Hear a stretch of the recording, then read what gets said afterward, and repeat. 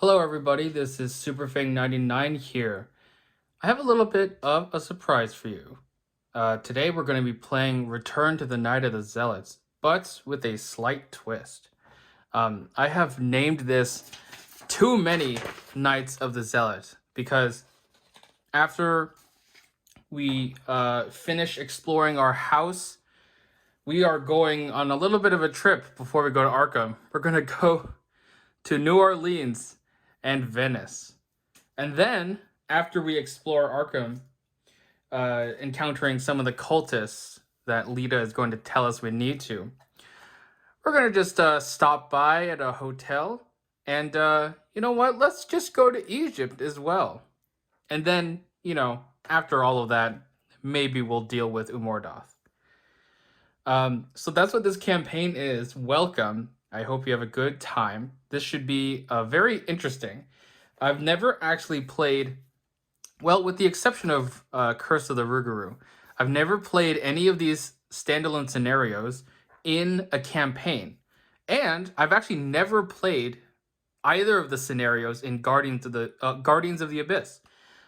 So you'll be watching a blind playthrough of that. I have heard it is very difficult. And so I'm very, very nervous, but excited. All right. Well, that's an introduction as to what we're going to be doing today. The next thing is I wanted to go over the investigators that I'm taking. As you can see here, I'm taking Nathaniel Cho. He is the boxer. He has 3 willpower, 2 intellect, 5 combat, and 2 agility. He's a guardian, of course. As a reaction, when you deal damage to an enemy by an event or a fight ability on an event, deal 1 additional damage, limit once per phase. His Elder Sign effect is +1. If this skill test is successful during an attack, return an event from your discard pile to your hand. Nathaniel Cho, of course, is one of the starter decks, and so he only takes Guardian cards level 0 to 5, neutrals of course, and he gets Randall Cho and Tommy Malloy as his signature cards. As some of you may know, Nathaniel Cho is very much focused on those damaging/fight events, and so I will have a very large number of them in this deck. But I figure I've played a lot of Nathaniel Cho recently. And, you take boxing gloves. That's what you do. Here are those boxing gloves. But I wanted to try something slightly unorthodox. And I realized a certain quadruplet of dogs seems to synergize pretty well with his boxing gloves. See, the thing about Nat Cho is that it's a little unfortunate to run other weapons except for the boxing gloves in his hands because, you want the boxing gloves out. That's his thing. All of his events are basically spirits. So the sled dogs can help him fight without being a weapon. And the boxing gloves is not an action to use the combat boost while fighting. So we get this combat boost while fighting with the dogs. I don't know what the dogs are doing with the boxing gloves, but it's going to be a good time. Now, having 4 sled dogs, in a deck that doesn't have any additional ally slots is a little unfortunate. So I took In the Thick of It. Now, this card is a very interesting card. I actually don't think it is as amazing as everyone thinks it is. However, at least for Nat Cho, it allows me to start level 0 with the ability to put all the sled dogs in play at some point with these 2 copies of the Rod of Animalism. It is a 2-cost asset, neutral, that takes your accessory slot. And while you're wearing it, you have 2 additional ally slots, which can only be used to hold creature assets. When you play a creature asset during your turn, reduce that asset's cost by 1. So the sled dogs will only cost 2, and we can have all 4 out. In addition to our other ally, of course. All right, and of course, Nat Cho won't be doing anything without his standard fight events. So let's start with Clean Them Out. It's also good economy. Counterpunch. Importantly, because his abilities limit once per phase, Counterpunch will let him use his ability during the enemy phase, which is very useful. Upgrading Counterpunch is sick. Get Over Here, basically some free movement. Monster Slayer, a nice 3 damage event, basically, with his ability. 1-2 Punch, this is basically like his big guns. Toe to Toe, this is a new card in Edge of the Earth. It's a fight event, and it deals +1 damage, and that seems pretty good. So it's a 3 damage event. All it needs to do is attack us, which, you know, if it's a damage enemy, probably not a big deal. All right, yeah, and I also, with the last XP from In the Thick of It, took a copy of Sweeping Kick, which seems very good in Nat Cho. Again, another new card from Edge of the Earth. Here are some more events that are also spirits. Stand Together for economy. And Glory for card draw. I'm going to need a lot of card draw in order to find those dogs, since I don't have cards like Calling in Favors or other search-like effects. Of course, we are taking 2 copies of Vicious Blow. Just a good card. He's going to be taking 2 copies of Guts and 1 copy of Overpower. And of course, these are his signature cards. So, that is Nat Cho. I am super excited to try, well, not try him out, but try him with the sled dogs. We'll see how that goes. As for over here, here is our good fellow Daisy Walker. She's the librarian. She's a seeker. She has 3 willpower, 5 intellect, 2 combat, and 2 agility. You may take an additional action during your turn, which can only be used on tome action abilities. Her elder sign is +0. If you succeed, draw a card for each tome you control. I should mention, Nathaniel has 9 health and 6 sanity. Daisy has 5 health and 9 sanity. 5 health is a little bit of a worry, but I think we have some ways to get around that. She is a main class Seeker with a Seeker level 0 to 5 and an off class Mystic with level 0 to 2. And of course she has her tote bag and the Necronomicon. So, I played Daisy a lot, and I also wanted to try something interesting with Daisy. I'm going to try a big hand Daisy deck. The first way we're going to start that, which is not necessarily a big hand deck, but it will allow us to go through our deck faster, is Forced Learning.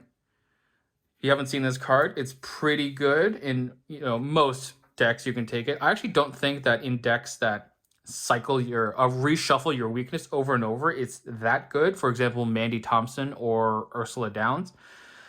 But in Seekers that just have their weakness one and done, it's pretty good.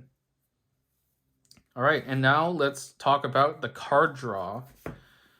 So we have cards like Laboratory Assistant that helps with our hand size as well as draw more cards. We have Jeremiah Kirby, he draws lots of cards. And then this is the sort of end piece of the deck, the Forbidden Tome.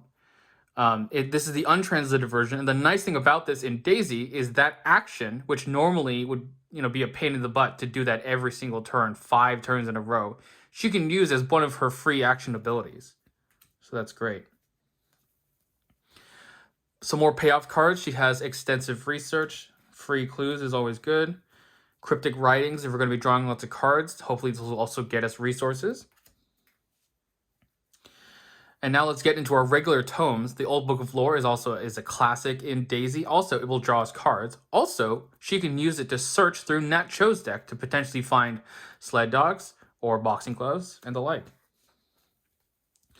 Encyclopedia, of course, is always a good card as well. Arcane Enlightenment, this will help with our hand size as well as handling all of the other tomes we have. And also, it also has 2 willpower icons, which is like, if you're not going to play this, you could at least commit it. It's pretty good committing.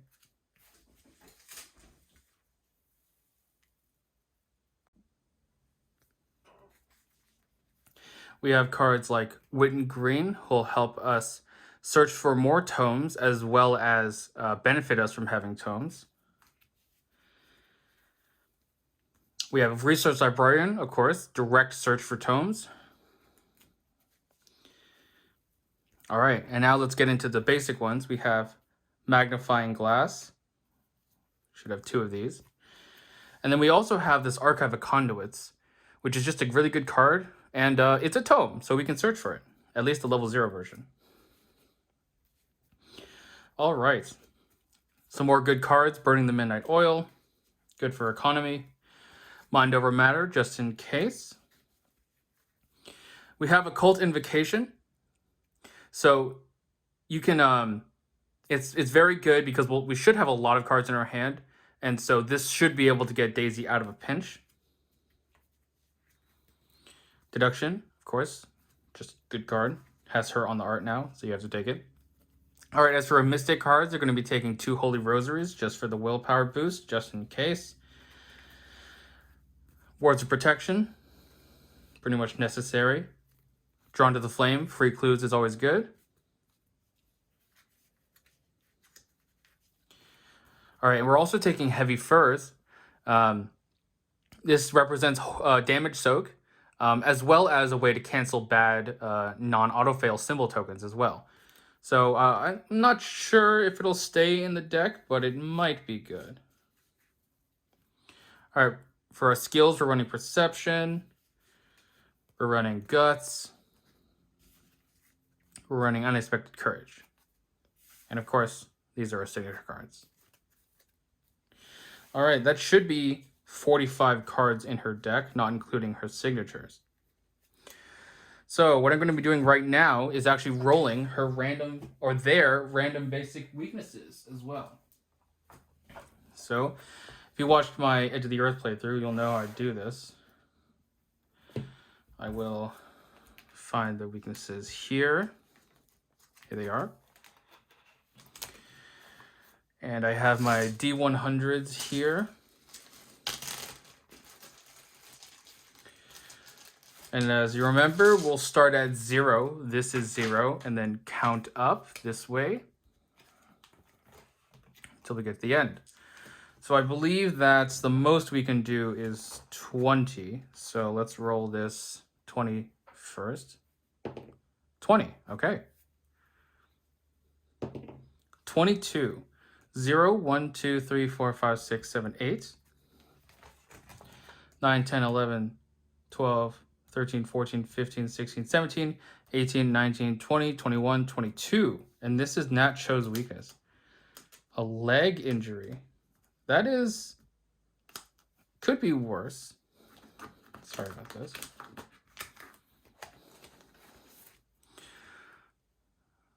Can be healed as if it were a single point of damage on you. Okay, well, Randall Cho would at least be able to heal that off us. Forced. After you take a move, resign, or evade action, you cannot take any of those types of actions for the remainder of the turn. Well, I don't think... well, moving, obviously, is going to be the huge thing there. Well, yeah, we may need to see Randall Cho for that, but I think that's ultimately not too bad since Nathaniel's not going to be doing a lot of evading. All right, let's see what our weakness is for Daisy. 30, nope. 30, nope. 70. We're looking for a 0, 1, or 2, of course. 1, so 10. 10. 17. So I believe that is, yeah, 0, 1, 2, 3, 4, 5, 6, 7, 8, 9, 10, 11, 12, 13, 14, 15, 16, 17. Nihilism. After you cancel or ignore an auto-fail token, take a damage and a horror. Double action to discard Nihilism. Let me read the Necronomicon. Treat each other sign you reveal on the Chaos token as an auto-fail. After you reveal an auto-fail. Okay, well, that's a little bit of the Necronomicon will cause Nihilism to go off more. But obviously, I don't think Nihilism is that important. And obviously, if we have a few spare actions with Nathaniel, we should be able to get rid of it. All right. So those are their random basic weaknesses. I'll sleeve those later. Let us start with the setup of this campaign. All right, let's read. The Ghoul's Hunger. Friday, September 18th, 1925. Arkham, Massachusetts. It is the end of a long and abnormally hot summer. The first hints of autumn beckon, but a heavy heat persists, relentless. A silent, unspoken anger grips the town. Tempers are short, and in the last week alone, there have been numerous reports of townspeople coming to heated, violent blows with one another over simple misunderstandings. And now, a call from James Hankerson. He claims to have found a dismembered body in his barn.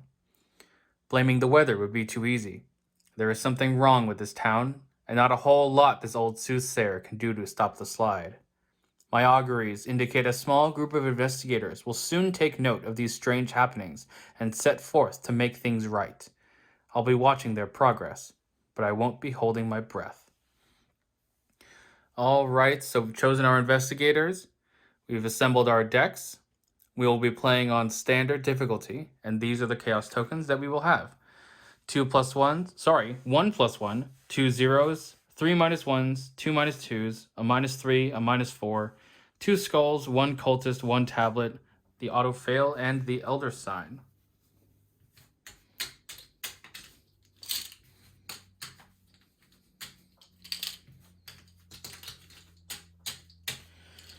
All right.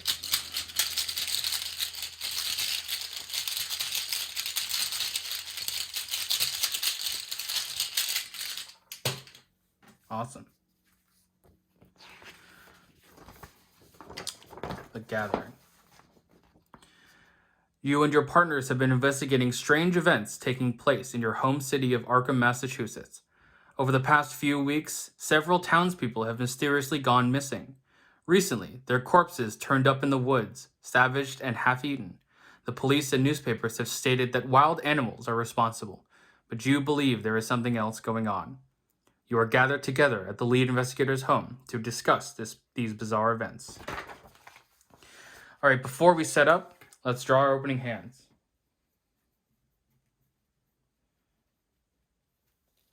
All right. Well, we have the rod and a sled dog. I think I'm going to go hard for the sled dogs. So 3 more cards. Another sled dog. A counterpunch. And a vicious blow. All right. Next up for Daisy. The Forbidden Tome. That is awesome. And the Lab Assistant. I think I'll keep these 2 and hope to get some more allies.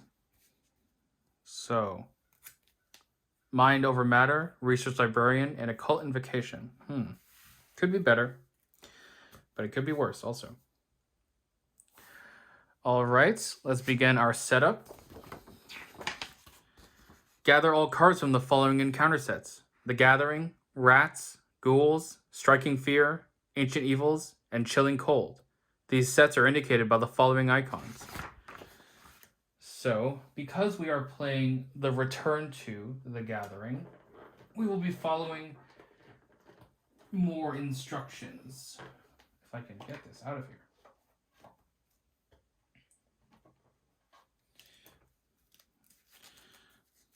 So here is the Gathering encounter set. Here's also the Return to the Gathering encounter set. Let's read this. Perform the setup as indicated in the Night of the Zealot campaign guide, with the following exceptions. When gathering encounter sets, also gather the new encounter sets for Return to the Gathering shown here. So I believe this is Ghouls to... what is that? Ghouls of Umordoth. Remove Act 1A, Trapped, from the game, and replace it with the new Act 1A, Mysterious Gateway. Remove the original study location from the game and replace it with the new study, Aberrant Gateway. Put the study, Aberrant Gateway, into play. Each investigator begins play in the study, Aberrant Gateway. All right, so let me quickly do that. So remove Act 1A, Trapped. Act 1A, Trapped. Replace it with the new Act 1A, Mysterious Gateway.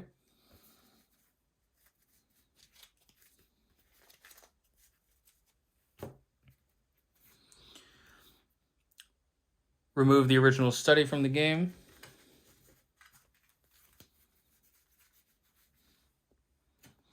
replace it with study Aberrant Gateway, put it into play, and we will both begin there.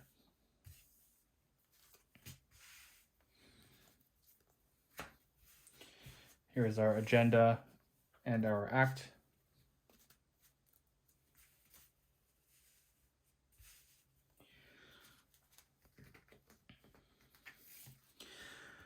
Put the new guest hall, bedroom, and bathroom locations into play. Guest hall, bedroom, bathroom. All right, I believe it goes like this.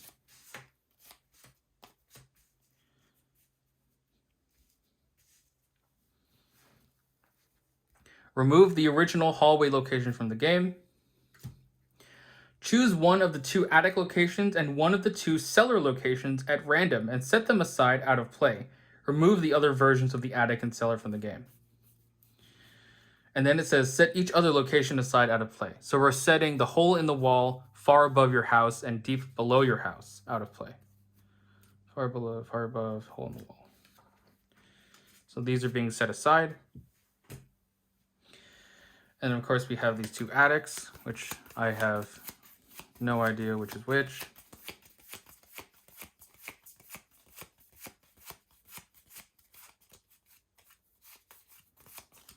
So we're going to remove this one from the game. We're going to set this one aside. Going to do the same thing with the cellar.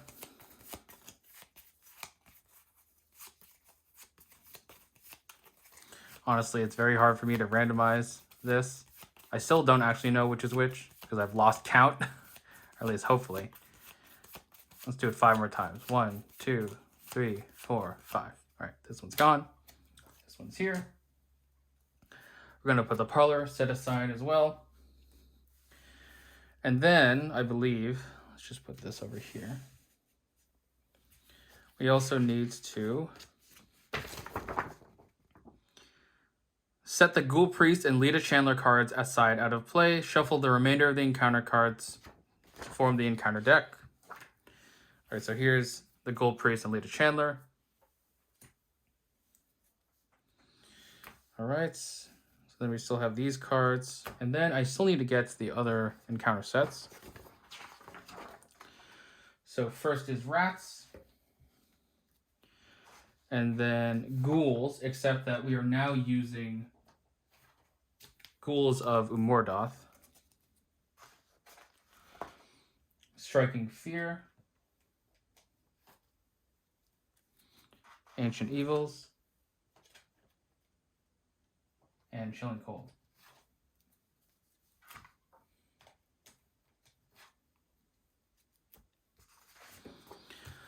All right. Well, that is the setup for this first night of the too many nights of the Zealots.